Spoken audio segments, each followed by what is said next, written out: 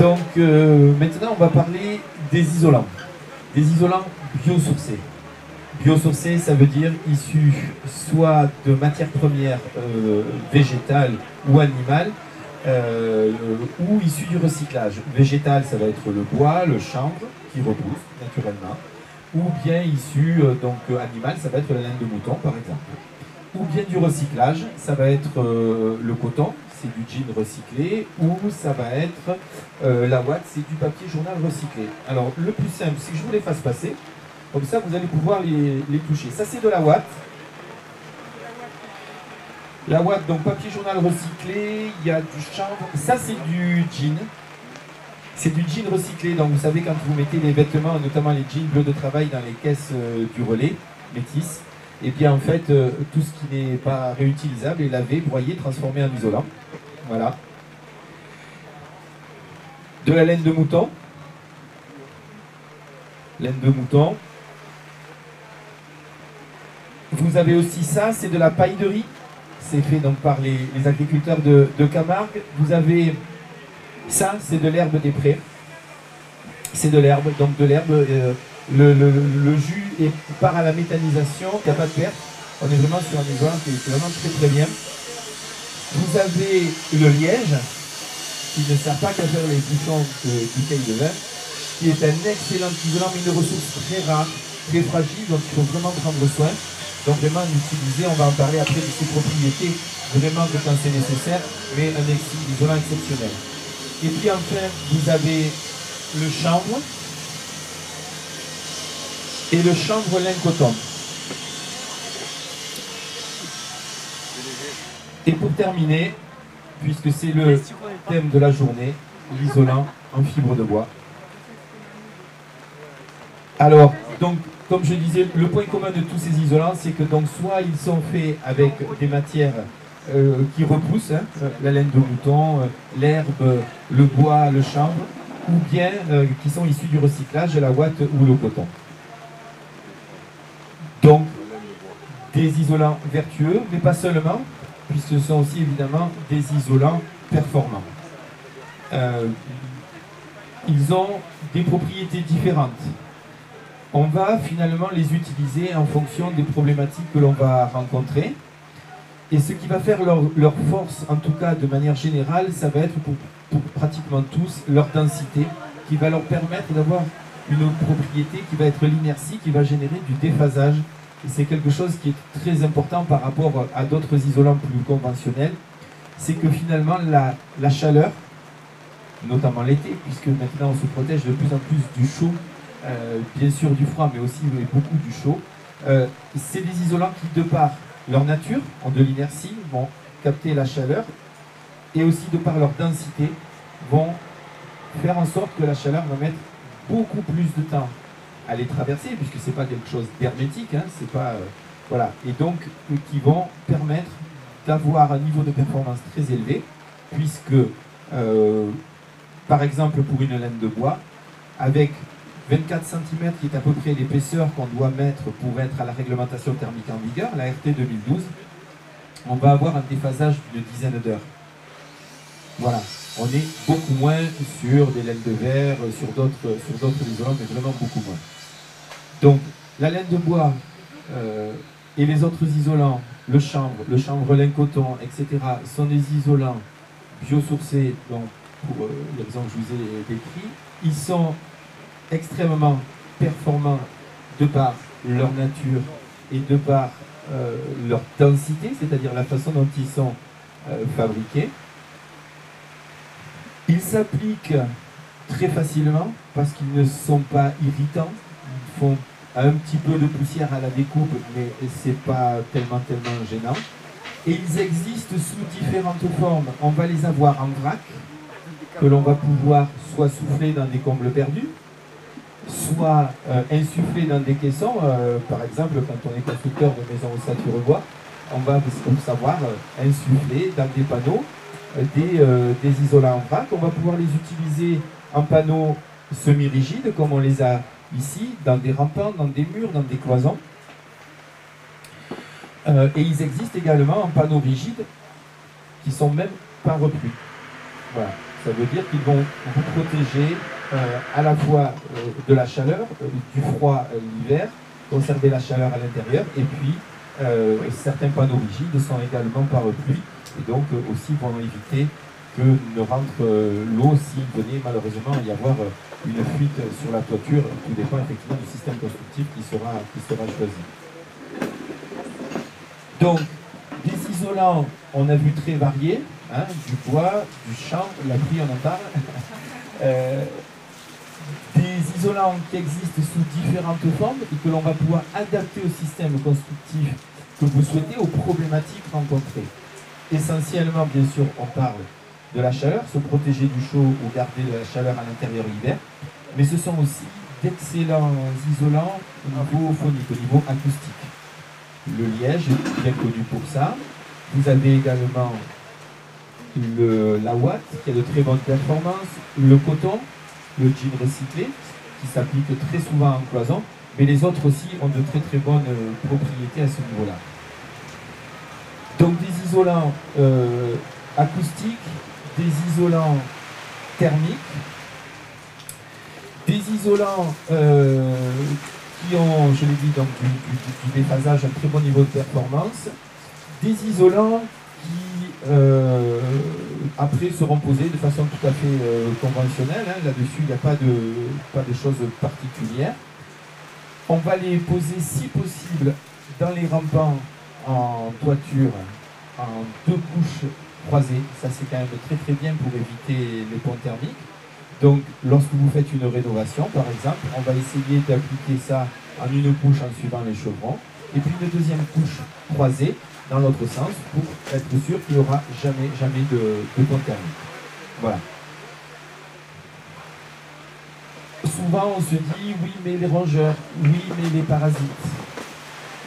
Les rongeurs, les parasites iront pas plus pas moins dans ces isolants que dans tous les autres.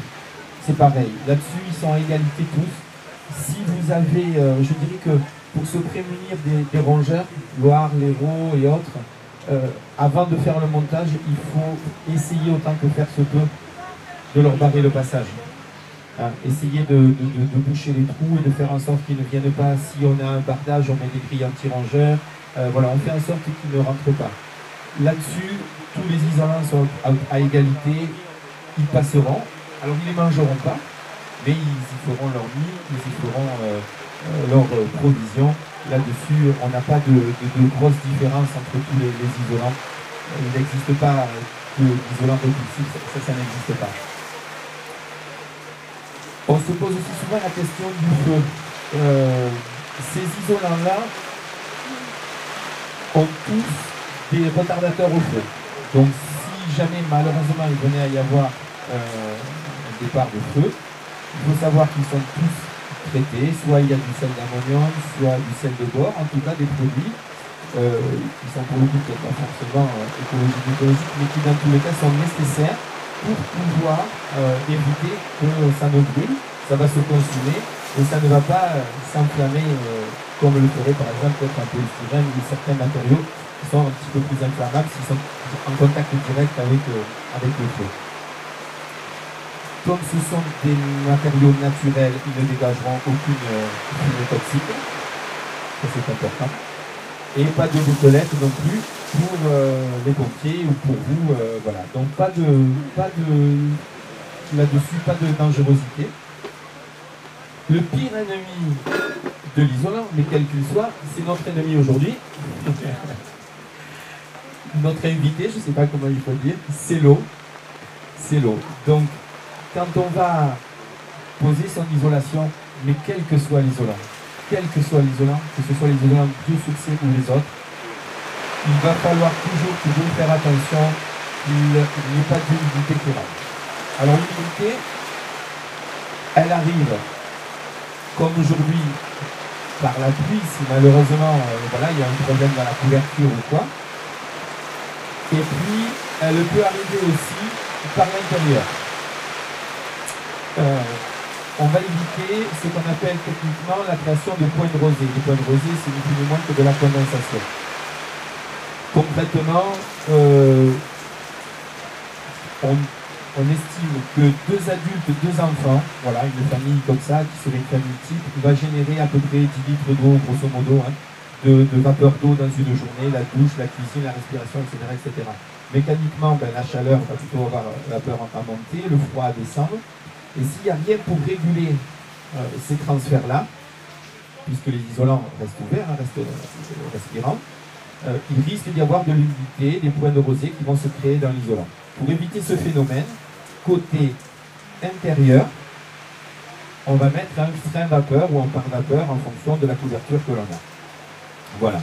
Et ça va fonctionner un peu finalement comme les vêtements de sport, voilà, qui restent respirants et tout en nous protégeant. Et bien ça va fonctionner un petit peu pareil. Donc, si on reprend un complexe, sur une toiture par exemple, ce sera pareil pour des murs, on va avoir l'extérieur, sur un toit on va avoir une couverture, qu'elle soit en tuile, en lauze, peu importe.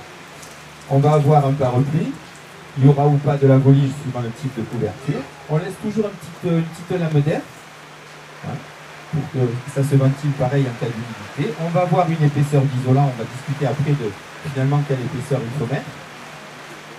Et puis on va avoir le frein vapeur, fixé sur l'ossature qui vient recevoir le parement final, placo, internacelle, voilà. Avec un montage comme ça, on est sûr qu'il n'y aura jamais de souci, dès lors que bien sûr tout est correctement bien posé et que le frein vapeur est bien scotché, bien fixé. Voilà. Pour choisir l'isolant, l'épaisseur d'isolant, en fait, il y a un repère qui est très bien. C'est la réglementation thermique en vigueur, la RT 2012. On va passer bientôt à la RE 2020. On n'en a pas encore les détails. Donc la RT 2012, elle préconise une certaine résistance thermique, c'est-à-dire un certain niveau de performance à atteindre, qui est obligatoire sur du neuf. On va forcément avoir une étude thermique, on doit se conformer à la réglementation thermique en vigueur, qui va être indicative pour de la rénovation, sauf si c'est une réno qui dépasse 1000 m². Donc c'est-à-dire que ça concerne assez peu, mais sait-on jamais, ça peut arriver. Et en dessous de 1000 m², c'est un repère, et moi je trouve que c'est un bon repère, puisque quand même le niveau de performance qui est préconisé, grosso modo, ça va vous donner à peu près 24 cm d'épaisseur d'isolant dans des rampants, 30 cm d'épaisseur si c'est un comble perdu, et puis ça va vous faire 14 cm, 15 cm d'isolant dans les murs, et à peu près 12 dans un plancher bas. C'est des repères, c'est un ordre d'idée, mais grosso modo, on est à peu près à ces épaisseurs-là. Ici, on va travailler avec des panneaux rigides. Ça peut être donc du liège, ça peut être de la laine de bois, ça peut être du chaud-chanvre. Alors là, le chaud-chanvre et le chaud-liège, c'est du projeté. On peut travailler avec des blocs de chanvre qui sont déjà secs, finalement, et qu'on va monter, maçonner avec voilà, un liant, une colle pour les maçonner. Et sur tous ces isolants-là, on vient ensuite faire une finition. Donc, je préconiserai évidemment de la chaux pour l'extérieur. Mais ça, pour l'intérieur, ça peut être soit de la chaux, soit des enduits à l'argile. Voilà. Et on va rester donc de bout en bout avec des matériaux naturels, des matériaux respirants. Voilà. Puisque ça, c'est fondamental, ne pas faire de la maison une cocotte minute. Moi, j'ai eu un chantier, un monsieur qui avait trop bien fermé sa maison, notamment en intérieur, avec des pare-vapeurs beaucoup trop performants. Enfin, c'était vraiment des pare-vapeurs, c'était pas des freins vapeurs.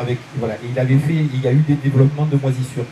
Et il a fallu redonner de la respiration à cette maison et lui permettre de respirer. Parce que si nos vieilles granges, comme une fois, elles n'ont pas pris la pluie, hein, c'est le pire ennemi, c'était un peu les maisons des courants d'air, mais c'était aussi il y avait peut-être froid, mais c'était aussi des maisons saines, des maisons ventilées. Et une maison, c'est important qu'elle soit ventilée. C'est très important. Ces matériaux naturels, ces matériaux sains, ces matériaux-là, biosourcés, concourent aussi à la bonne durabilité de la maison. Ils sont vertueux parce que, de par leur nature, comme je l'ai décrit, mais aussi de par leur action au sein de l'habitat. Et pour terminer, donc, je parlerai de la rénovation et donc sur le chaud-chanvre, par exemple, ou le chaud-liège, qui sont là des isolants, non pas semi-rigides ou en vrac, ou un panneau rigide que l'on vient fixer sur un mur et ensuite faire une finition. Vous avez pour terminer des enduits qui vont être donc soit chaud chanvre, soit chaud liège, qui vont se projeter avec une machine de façadier, avec des épaisseurs plus ou moins importantes.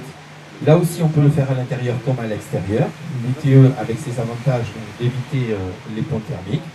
Et sur ces isolants-là, on vient aussi faire une finition. Cela s'adapte parfaitement aux bâtis anciens, quand on a une grange, etc. Après, là, le choix, ça va être finalement qu'est-ce que je veux esthétiquement aussi. Si je veux garder mes pierres apparentes à l'intérieur, par exemple, on va essayer d'isoler si ça se peut à l'extérieur. Voilà. Donc en fait, l'arbitrage, ça va être le budget. C'est toujours celui qui a le dernier mot. Ça va être l'esthétique. Qu'est-ce que je veux? Est-ce que je veux garder le cachet authentique de ma pierre à l'intérieur? Auquel cas, si je peux, je vais essayer d'isoler à l'extérieur. Si c'est moins important, ben, je peux isoler à l'intérieur. Et à ce moment-là, voilà, on va pouvoir le faire avec des enduits chauchants, où on va encore garder, par exemple, si c'est du bâti ancien, les murs qui ne sont pas toujours droits, mais qui font aussi le charme de la maison. Ou on peut très bien donner un côté beaucoup plus carré, moderne, et puis se dire, ben, même si c'est une vieille bâtisse, de l'extérieur, ben, à l'intérieur, je veux des cloisons bien droites, etc. Et là, on va utiliser plutôt des matériaux semi-rigides. Donc, ce qui est important dans l'isolation, c'est c'est la performance, bien sûr. Je pense que le repère de la RT 2012 est un bon repère et que c'est finalement un bon niveau d'isolation. L'esthétique que l'on veut donner et le budget. Et on va jouer sur ces curseurs-là pour arriver à trouver le bon équilibre en termes d'isolation. Voilà. Je le répète encore une fois, le pire ennemi, c'est pas les rongeurs, c'est embêtant, c'est l'eau, donc il faut vraiment prendre soin quand on fait son isolation, de bien respecter les règles de mise en œuvre. Le faire par un professionnel, c'est une vraie garantie d'avoir une pose faite dans les règles de l'art. Si on décide de le faire soi-même, il y a des guides de pose, et donc nous, à la Maison Éco-Naturelle, on a ces matériaux-là. Les guides de pose sont en ligne sur tous les sites, sur le nôtre, sur les sites des fabricants. Mais c'est vrai que de le faire poser par un professionnel, vous avez une décennale, vous êtes sûr que vous avez des choses qui sont faites dans les règles de l'art. Voilà.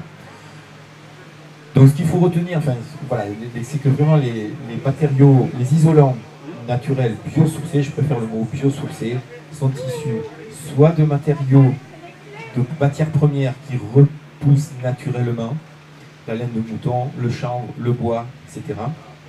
Ou issus du recyclage. Ils ont un très bon niveau de performance, très bon niveau de performance. Ils vont être un petit peu plus chers, c'est clair, que de peut-être 20-30%, quelque chose comme ça, qu'une laine de verre ou d'autres isolants. Mais ils ont un tel niveau de performance qu'après, dans le fonctionnement, peut-être que l'investissement, le ticket d'entrée est un petit peu plus élevé, mais dans le fonctionnement après de la maison et du budget, on s'y retrouve largement, que ce soit en confort d'été ou que ce soit l'hiver. Est-ce qu'il y a des questions? Une question par rapport au plancher sous le sol. Est-ce que du coup ça ne prend pas l'eau? Est-ce qu'il y a des matériaux biosourcés qui seraient mieux à mettre en plancher? Alors ça, donc la question c'est voilà, quel matériau utiliser de préférence pour une isolation en plancher bas. Ça va dépendre comment on isole. Si vous isolez, donc on part du principe qu'on est sur un rez-de-chaussée, par exemple, en tout cas sur un niveau, et qu'il y a le plancher est aussi le plafond du niveau inférieur, hein, qu'il n'y a que ça. Si vous isolez par-dessus, ça veut dire que vous allez remettre un revêtement de sol. Donc là, il y a deux possibilités, hein, rapidement. Soit vous prenez des panneaux rigides et vous allez remettre un parquet flottant, par exemple, dessus. Soit vous allez mettre un parquet massif, autre possibilité. Là, vous allez mettre vos lambeaux, remplir d'isolant entre et vous allez remettre un plancher. D'accord? Deuxième possibilité, j'isole par en dessous. Et là, en isolant par en dessous, quelque part, ça revient un peu comme le montage d'un rampant, c'est-à-dire qu'on va se retrouver entre poutres et on va venir lui fixer de l'isolant. Si on isole par en dessous, je pense que le meilleur rapport performance-prix, ce sera de partir sur des isolants. Voilà. ce sera de partir sur des isolants semi-rigides, pardon, de partir sur des isolants semi-rigides. Et après, qu'on va fixer, vous allez fermer, parce que si c'est une cave, par exemple, vous allez faire juste un OSB, que ce soit propre. Voilà. Là, je dirais la même chose. La laine de bois est celui qui a la meilleure densité, à un peu plus de 50 km3. C'est peut-être celui qui vous apportera le meilleur déphasage. S'il y a des notions d'acoustique, le bois reste très bien, la ouate, le coton sont très bien aussi. Voilà. Donc, si on isole par en dessus, pour mettre un parquet flottant, on peut utiliser des panneaux rigides qu'on va poser à même l'ancien sol. Mais l'inconvénient, c'est qu'il va falloir raboter les portes. Donc on ne pourra souvent pas monter très très haut, et donc pas être très très performant. Si ça peut se faire, vaut mieux isoler par en dessous et utiliser, parmi tout cela, il y a vraiment le choix, mais rester sur des panneaux semi-rigides, et voilà. Et la laine de bois peut être un très bon compromis. Je ne sais pas si j'ai répondu. C'était plus pour le plancher des fondations par rapport à l'humidité de la terre, pour vraiment au niveau des fondations en dessous. C'est-à-dire le plancher, rez-de-chaussée, voilà. Et c'est quoi, sur une dalle béton, sur quoi? Ouais, voilà, ça dépend des configurations. Ça va dépendre un peu du revêtement de sol. Ça va dépendre un peu du revêtement de sol, il y a pas mal de possibilités. Pour faire rapide, si vraiment il y a de l'humidité, beaucoup d'humidité, que vous avez drainé, que vous avez fait tout ce qu'il était possible de faire et qu'il reste encore de l'humidité, indiscutablement on va partir sur le liège qui est incompressible et imputrescible. S'il n'y a pas de problématique particulière d'humidité, à ce moment-là, on va regarder, on peut imaginer, par exemple, si c'est un parquet massif, mettre de l'isolant en vrac entre l'embourdes, on peut mettre du semi-rigide, voilà, il y a vraiment plusieurs possibilités. Je dirais que là, dans ce cas-là, on peut à peu près tout mettre, ça va dépendre du revêtement de sol que vous voulez faire, si c'est un plancher, si c'est du carrelage, etc. Si c'est du carrelage, on pourrait tout à fait imaginer une petite épaisseur d'isolant, mettre du fermacelle sol, et puis venir par-dessus recouvrir avec un carrelage. Voilà. Donc il y a beaucoup de montages possibles. Si vous voulez, on peut après continuer à détailler toutes les possibilités sur le stand. Oui. Avec son isolant de bois, avec le gros de bois, il peut avoir des problèmes avec les insectes. Alors, question sur les insectes type les termites, les vrillettes, etc. Non, parce que généralement ces parasites-là vont chercher entre guillemets le vrai bois, voilà, le dur. Ils vont se nourrir de l'aubier pour ce qui est vrillette, capricorne. Il n'y a que le termite qui va aller chercher un peu plus profond.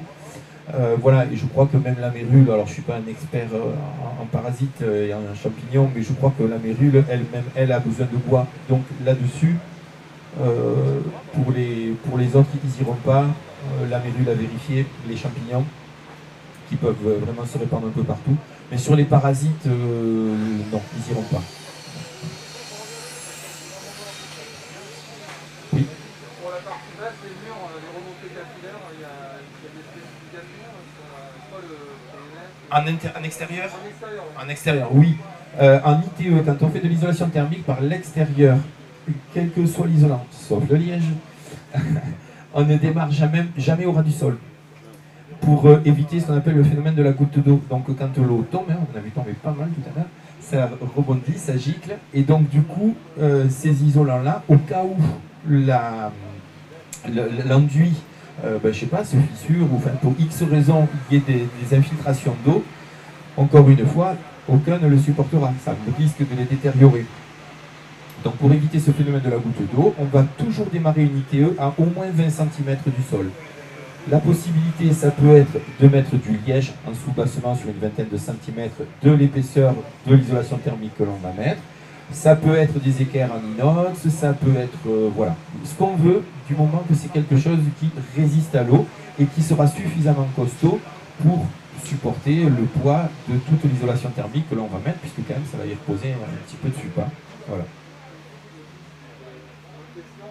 Un ordonnanceur pour une même performance, des épaisseurs pour chacun, est-ce que le chauffant, tout ça, en comparatif Ouais. Donc le niveau de performance en fonction des différents isolants. On va dire que à peu de choses près, tout cela, ont un lambda à peu près équivalent qui va varier entre 0,036 et 0,038. Le lambda, c'est la conductivité thermique, c'est le niveau de performance de l'isolant, indépendamment de son épaisseur. Voilà, c'est vraiment son niveau de performance intrinsèque. De fait, pour avoir la résistance thermique qui correspond à ce qui est demandé par la RT 2012, on divise l'épaisseur en mètres par le lambda, ça nous donne la résistance thermique voulue.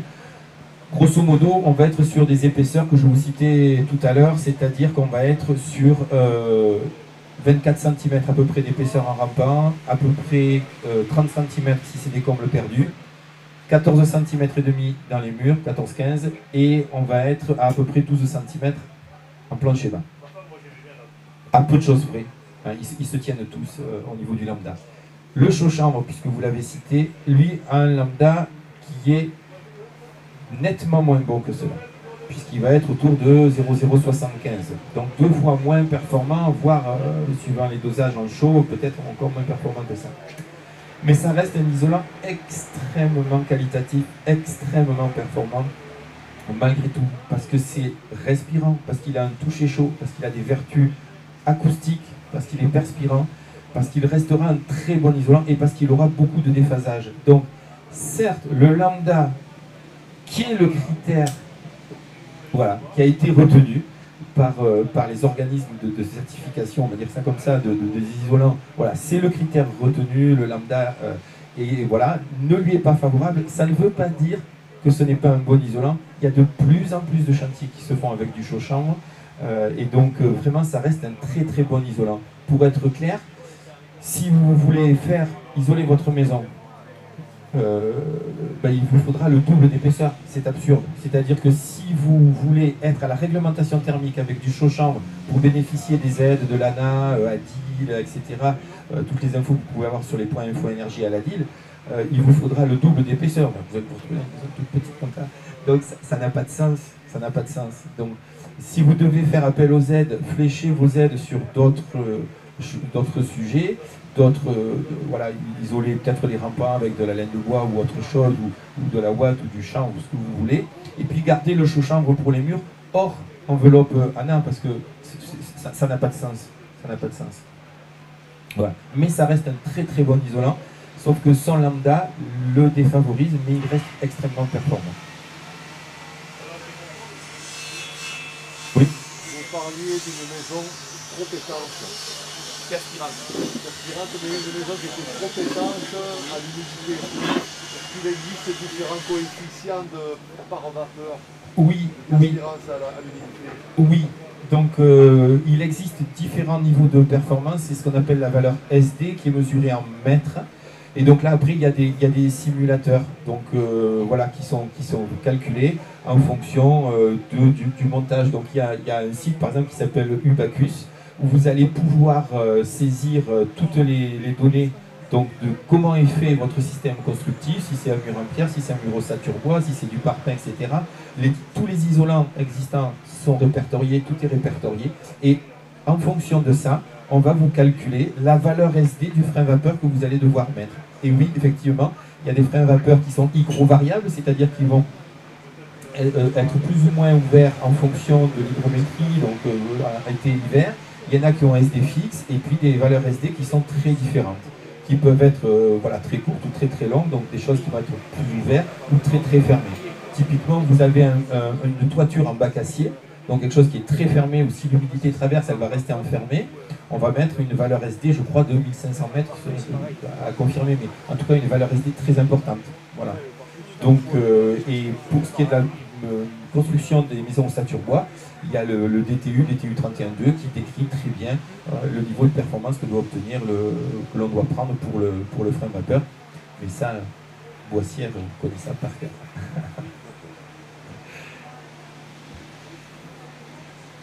J'ai fait un peu vite parce que il fallait avancer.